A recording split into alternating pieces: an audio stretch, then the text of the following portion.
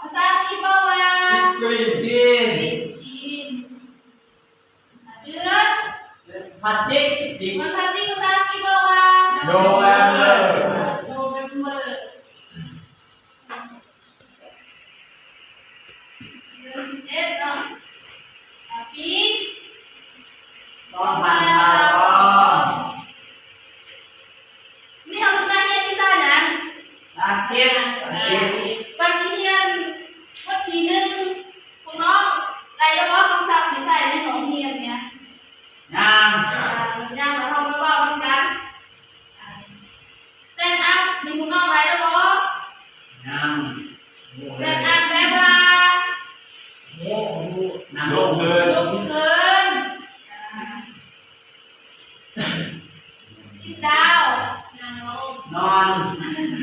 บ่แม่นนอนเด้อ เป็นยังกู sit down and นั่งลง นั่งลง นั่งลง open your book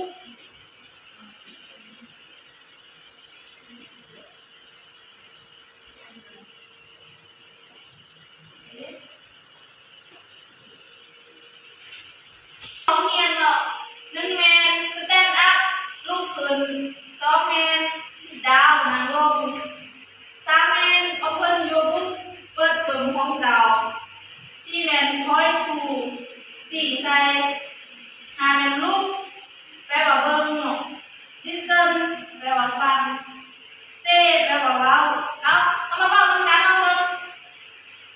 stand up สแตนด์อัพ แปลว่าลุกขึ้น ลุกขึ้น sit down ซิทดาว นั่งลง นั่งลง open your book เอาเปิดกันอยู่บนลุก เปิดจุ่มของเจ้า เปิดฟิวของเจ้า point to ไว้ดู สี่ใส่ สี่ใส่ ลุก ลุก เบิ่ง เบิ้ง listen ลิสเซน ฟัง ฟัง say เซ เว้า ว้าว เอามาเรียนกันเนี่ยเขาบทที่หนึ่ง listen listen one hello น้องพูดเลยว่า hello ภาษาอังกฤษแบบเป็นภาษาลาวอะไร เฮลโลยัง Hi, hello. เป็นภาษาลาวว่าสบายดี สบายดี สบายดี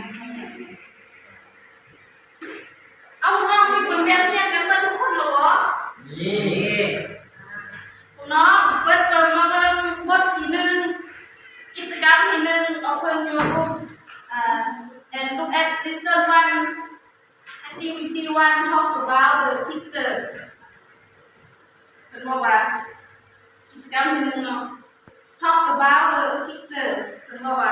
สนทนาเกี่ยวกับหมู่ภาคเขามาสนทนากันพวกเราคิดเล็กน้อยจะคนอยู่นี่นะ สี่ อันนี้แมนเล็กจริงบอ แม่ อันนี้แมนเล็กทรายบอ แม่ เล็กน้อยสี่คนเดี๋ยวเขาจะกำลังเห็นนะ สบายสบายดี เขาจะกำลังทักทายสบายดีกันโดยการลงมือเนาะต่อกิจกรรมที่สอง activity two listen and write ฟังและสิ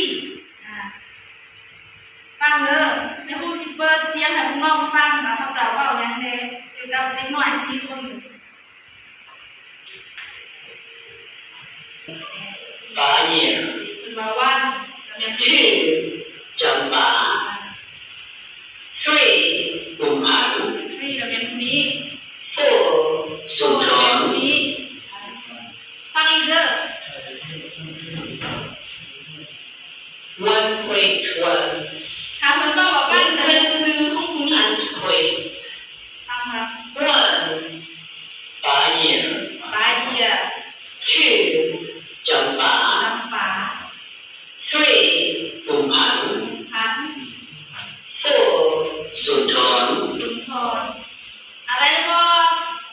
ไปแล้ว ชื่อสื่อคนไหนนะบอ ฟ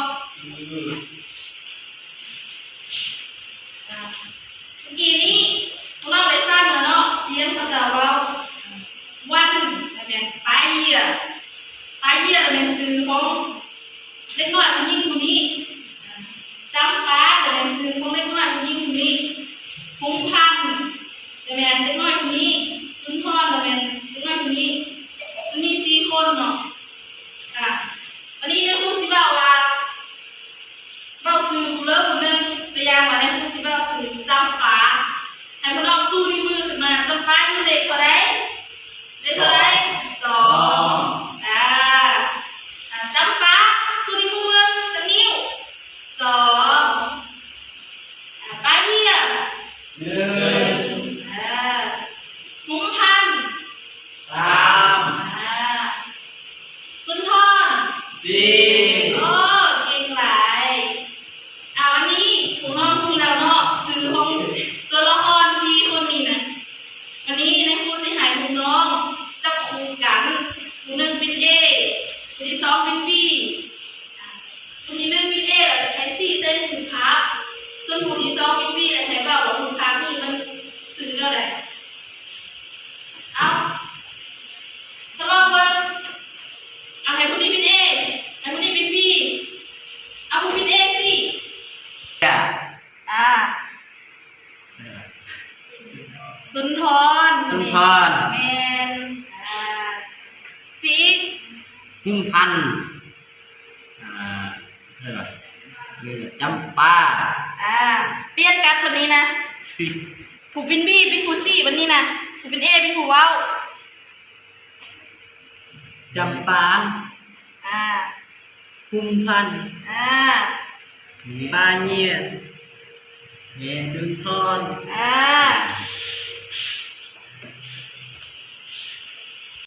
าสาสมัครหนึ่งครู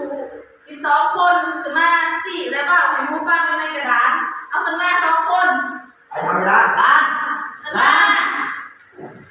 ไม่น่ะชอบกินอะไรนี่นะเอา แล้วครูเป็นผู้จับไหมคุณได้เป็นผู้ซีคุณได้สิเป็นผู้ซี จำสี่ ซีก็ซีหมูได้ หุ่มพัน ซี จำปาสุนทรปาเยีย เก่งหลายไปบอลกับมือซุ่มเซ่คุณได้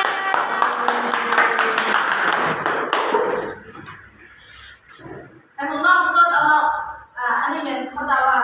listen and point ภาคละ4ไซกิจกรรมที่2ข้อนี้มีแต่ให้ผมนอกชื่อว่าหมายเลขที่1หรือว่าเบอร์1เป็นสื่อของป้ายเหี้ยที่2เป็นจำปา3เป็นหุมพัน4เป็นสุนทรลองชื่อได้บ่อันชื่อแล้ว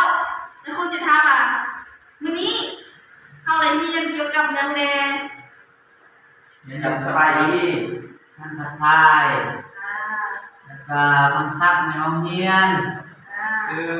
ตัวละครแล้วก็ซื้อตัวละครปาเยียจำปา วันนี้เราได้เรียนเกี่ยวกับคำว่าสบายดีเป็นภาษาอังกฤษว่า hello แล้วก็ซื้อของตัวละครทั้ง4 1 2 3 4วันนี้เวลา